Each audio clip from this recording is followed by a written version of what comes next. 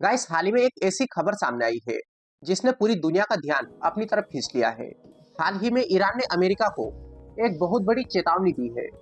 Iran के एक बड़े सुरक्षा अधिकारी ने ये स्टेटमेंट दिया है कि अगर अमेरिका ने ईरान के बिजली सिस्टम पर हमला किया तो आधे घंटे के अंदर पूरा मिडिल ईस्ट अंधेरे में जा सकता है। तो सवाल ये है कि क्या सच में ऐसा हो सकता है? क्या सच में पूरा मिडिल ईस्ट अंधेरे में डूब सकता है? और सबसे बड़ा सवाल, क्या ये बयान सिर्फ एक धमकी है या इसके पीछे असली ताकत भी है? दरअसल इस कहानी की शुरुआत होती है अमेरिका और ईरान के बीच चल रहे लंबे समय के तनाव से। अगर आप पिछले 40 वर्षों का ईरान और अमेरिका का रिलेशन देखो तो पता चलेगा कि अमेरिका और ईरान के रिश्ते काफी समय से खराब चल रहे हैं। 1979 में ईरान में एक बड़ी क्रांति हुई थी जिसे ईरानियन रिवॉल्यूशन कहा जाता है। इस क्रांति के बाद ईरान में इस्लामिक सरकार आई और अमेरिका के साथ उसके रिश्ते पूरी तरीके से बिगड़ गए।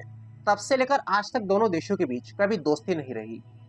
इस दौरान काफी आर्थिक प्रतिबंध लगे, कभी युद्ध की धमकियां मिली और कई बार दोनों देश एक दूसरे के खिलाफ अप्रत्यक्ष युद्ध भी लड़ चुके हैं।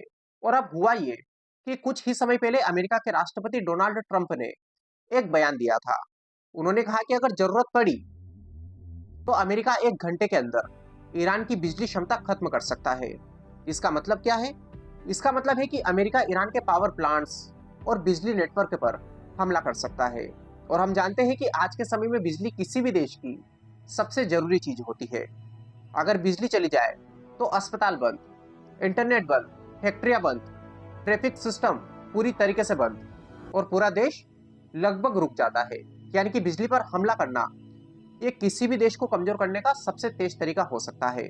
अब अमेरिका के इस बयान के बाद ईरान की तरफ से भी जवाब आया। ईरान की सुरक्षा परिषद के प्रमुख अली लेरिजानी ने एक चेतावनी दी।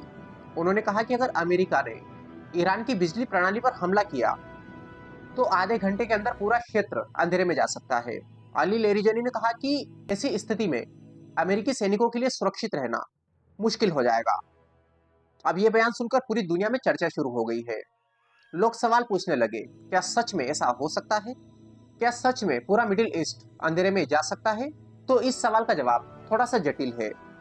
गाइस, मिडिल ईस्ट के कई देशों के बिजली सिस्टम और तेल गैस नेटवर्क आपस में जुड़े हुए हैं क्योंकि इस क्षेत्र में बहुत ज्यादा तेल और गैस है।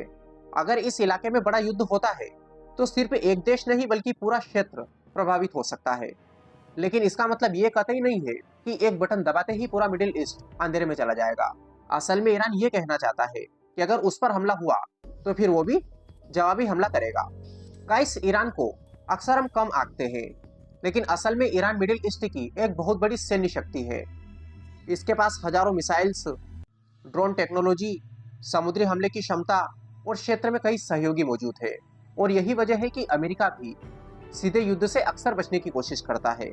और रही बात मिडिल ईस्ट की, तो गाइस ये सिर्फ एक क्षेत्र नहीं है, ये दुनिया की ऊर्जा का सबसे बड़ा केंद्र है। यहाँ से दुनिया के कई देशों को तेल और गैस मिलती है। इसलिए अगर यहाँ युद्ध होता है तो उसका असर पूरी दुनिया पर पड़ता है। दुनिया के कई बड़े तेल मार्ग इसी क्षेत्र से गुजरते हैं और सबसे महत्वपूर्ण है स्ट्रेट ऑफ हॉर्मुज। ये एक छोटा सा समुद्री रास्ता है, लेकिन दुनिया का लगभग 20% तेल इसी रास्ते से गुजरता है।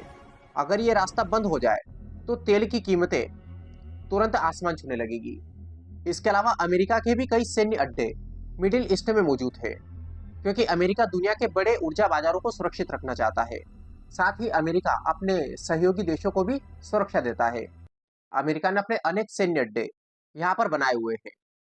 लेकिन दूसरी तरफ है ईरान। अगर ईरान पर हमला होता है तो उसके पास भी कई तरीके हैं जवाब देने के।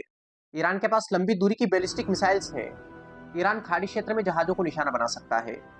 और ये हम जानते हैं कि अमेरिका दुनिया की सबसे शक्तिशाली सैन्य शक्ति है।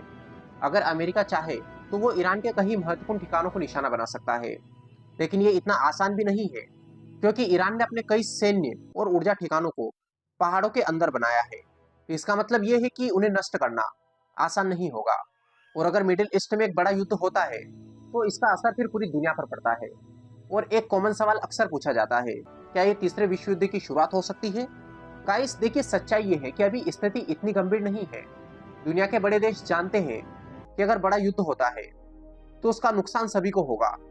इसलिए ज्यादातर देश सिर्फ चेतावनी और दबाव की राजनीति करते हैं, जिसे कहा जाता है जियो पॉलिटिकल प्रेशर। कई बार नेता सिर्फ बयान की रणनीति अपनाते हैं। कभी कभी ये जानबूझकर कड़े बयान देते हैं ताकि दूसरे देश डर जाए। इससे उन्हें बातचीत में फायदा मिल सकता है। मतलब ये कि हर बयान का मतलब युद्ध नहीं होता। और इससे हमें ये पता चलता है कि दुनिया की जो राजनीति है वो बहुत जटिल होती है। कई बार जो खबरें हम देखते हैं वो पूरी कहानी नहीं बताती। इसलिए जरूरी है कि हम हर खबर को समझदारी से देखें। फिर इसके बारे में आप क्या सोचते हैं? अपने विचार कमेंट बॉक्स में बताइए। वीडियो पसंद आए तो लाइक करिए, चैनल पर नए हो चैनल को सब्सक्राइब कर लीजिए। Wish you all the very best. Thank you so much.